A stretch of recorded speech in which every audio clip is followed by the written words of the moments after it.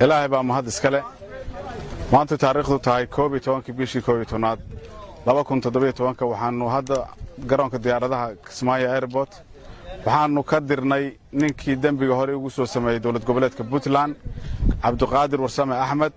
waxaana saarnay diyaaradda aad arkaysaan waxaana loo sii qaaday dawlad goboleedka Puntland si loogu qaado sharcigu wuxuu ka qabo dambiyada uu geystay halkaasaanu u nimid sidaasaanu garoonka u nimid una joognaa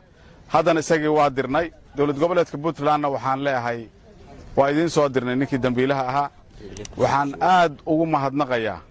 madaxweynaha dawlad goboleedka Jubbaland oo runtii ilaahay baa qadaray laakiin sababteeda lahaa in lagu guuleystay helitaanka ninkaas